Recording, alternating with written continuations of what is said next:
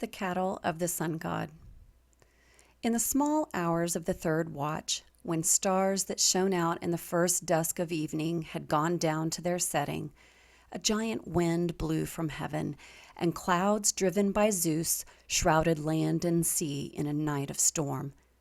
So, just as dawn with fingertips of rose touched the windy world, we dragged our ship to cover in a grotto, a sea cave where nymphs had chairs of rock and sanded floors.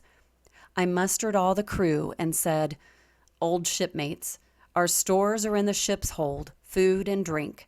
The cattle here are not for our provision, or we pay dearly for it. Fierce the god is who cherishes these heifers and these sheep, Helios, and no man avoids his eye." To this my fighters nodded, yes. But now we had a month of onshore gales, blowing day in, day out, south winds or south by east. As long as bread and good red wine remained to keep the men up and appease their craving, they would not touch the cattle. But in the end, when all the barley in the ship was gone, hunger drove them to scour the wild shore with angling hooks for fishes and seafowl, whatever fell into their hands, and lean days wore their bellies thin.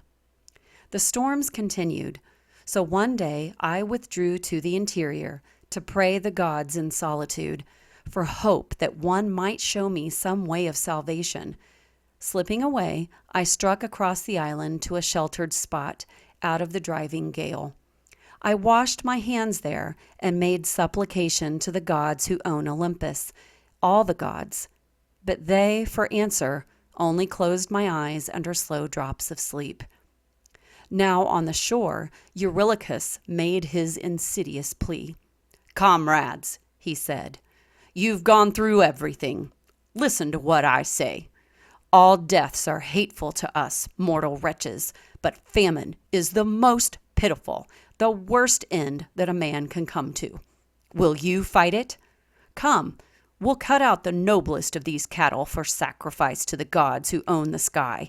And once at home in the old country of Ithaca, if ever that day comes, we'll build a costly temple and adorn it with every beauty for the Lord of Noon. But if he flares up over his heifers lost, wishing our ship destroyed, and if the gods make cause with him, why then I say, better open your lungs to a big sea once for all, than waste to skin and bones on a lonely island." Thus Eurylochus. And they murmured, aye, trooping away at once to round up heifers. Now that day tranquil cattle with broad brows were grazing near, and soon the men drew up around their chosen beasts in ceremony. They plucked the leaves that shone on a tall oak, having no barley meal, to strew the victims, perform the prayers and ritual, knifed the kine, and flayed each carcass, cutting thigh bones free to wrap in double folds of fat. These offerings, with strips of meat, were laid upon the fire. Then, as they had no wine, they made libation with clear spring water, broiling the entrails first, and when the bones were burnt and tripe shared, they spitted the carved meat. Just then my slumber left me in a rush. My eyes opened, and I went down the seaward path. No sooner had I caught sight of our black hole than savory odors of burnt fat eddied around me. Grief took hold of me, and I cried aloud, "O Father Zeus and gods in bliss forever, you made me sleep away this day of mischief. O cruel drowsing in the evil hour! Here they sat, and a great work they contrived." Lampetia, in her long gown, meanwhile, had borne swift word to the overlord of Noon. "They've killed your kine." And Lord Helios burst into angry speech amid the immortals. "O Father Zeus, and gods in bliss forever, punish Odysseus's men. So overweening now they have killed my peaceful kine, my joy at morning when I climbed the sky of stars, and evening when I bore westward from heaven. Restitution or penalty they shall pay, and pay in full, or I go down forever to light the dead men in the underworld." Then Zeus, who drives the storm cloud, made reply. Peace, Helios. Shine on among the gods. Shine over mortals in the fields of grain. Let me throw down one white-hot bolt and make splinters of their ship in the wine-dark sea." Calypso later told me of this exchange, as she declared that Hermes had told her. "Well, when I reached the sea cave and the ship, I faced each man and had it out. But where could any remedy be found? There was none. The silken beeves of Helios were dead. The gods, moreover, made queer signs appear. Cowhides began to crawl, and beef, both raw and roasted, lowed like kine upon the spits.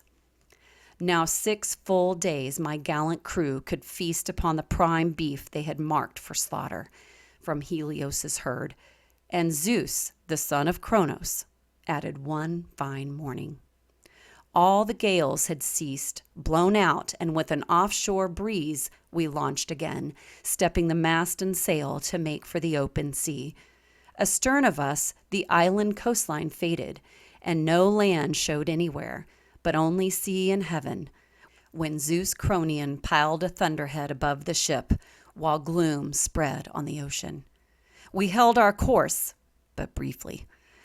Then the squall struck whining from the west with gale force, breaking both forestays, and the mast came toppling aft along the ship's length, so the running rigging showered into the bilge. On the afterdeck, the mast had hit the steersman a slant blow, bashing the skull in, knocking him overside, as the brave soul fled the body like a diver. With crack on crack of thunder, Zeus let fly a bolt against the ship, a direct hit, so that she bucked in reeking fumes of sulfur, and all the men were flung into the sea. They came up round the wreck, bobbing a while like petrels on the waves.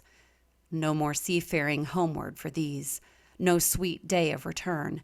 The god had turned his face from them.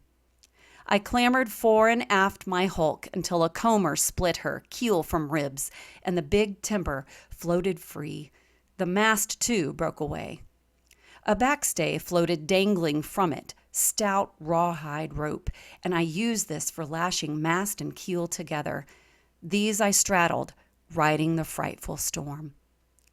Nor had I yet seen the worst of it, for now the west wind dropped, and a southeast gale came on, one more twist of the knife, taking me north again, straight for Charybdis. All that night I drifted, and in the sunrise, sure enough, I lay off Scylla Mountain and Charybdis Deep. There, as the whirlpool drank the tide, a billow tossed me, and I sprang for the great fig tree, catching on like a bat under a bough. Nowhere had I to stand, no way of climbing, the root and bole being far below, and far above my head, the branches and their leaves massed, overshadowing Charybdis Pool. But I clung grimly, thinking my mast and keel would come back to the surface when she spouted. And how long, with what desire I waited, till at the twilight hour, when one who hears and judges pleas in the marketplace all day between contentious men goes home to supper, the long poles at last reared from the sea.